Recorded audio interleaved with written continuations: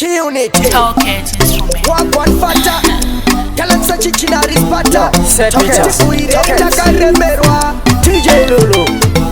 Taimu ziva airoba sheti kana matiria kaisa ita siri straight Aingo square ari musoka beti asina kana hembe tekuteka ari teti Ndipo paka sobudra goma Nokubuda goma nokuroba ngoma Ndipo paka pa adengwa neba goma Makutindewa matraksa noroba ngoma Wakati makuparitsa ngoma ndi missionary Bamwe vano mutiketa amwe chichinari Ingirasiye mangoma fanike richinari Chishuo chake kuzoita ne vigilance Wakati makuparitsa ngoma ndi missionary Bamwe vano mutiketa amwe chichinari Ingirasiye mangoma fanike richinari Chishuo chake kuzoita ne vigilance Sorry shenyu boys and them brain Musafunge mamura sa anotenzera trend Cause doza makatote ya muzebetse Mwari ya no musimuta nesimba fanike krenia Ebasara mwari vakashamiswa Vakatumira vitoma zavo zvikama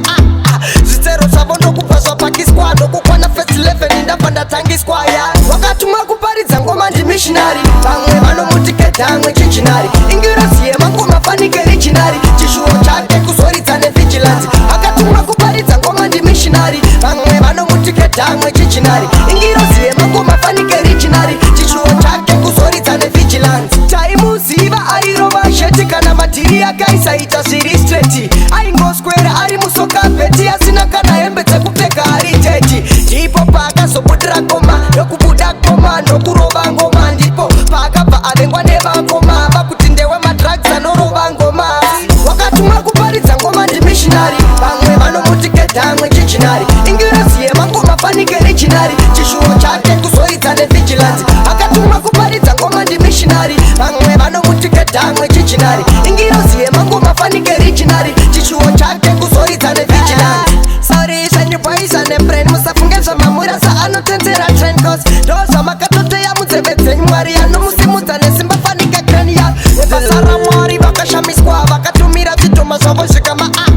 Zvitsero zvavo ndokubva pakiswa Ndokukwana first 11 indabva tangiswa Wakatuma kuparidza ngoma ndi missionary Vamwe vanomutiketa amwe chichinari Ingirasiye mangoma fanike richinari Chishuo chake kuzoridza nevigilance Akatuma kuparidza ngoma ndi missionary Vamwe vanomutiketa amwe chichinari Ingirasiye mangoma fanike richinari Chishuo chake kuzoridza nevigilance Wakatuma kuparidza ngoma ndi missionary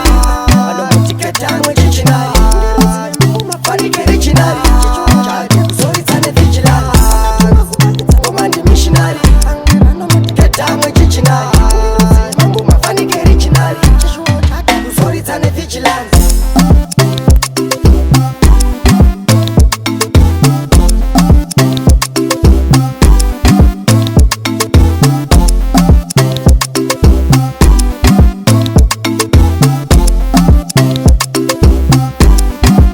Talkit instrument.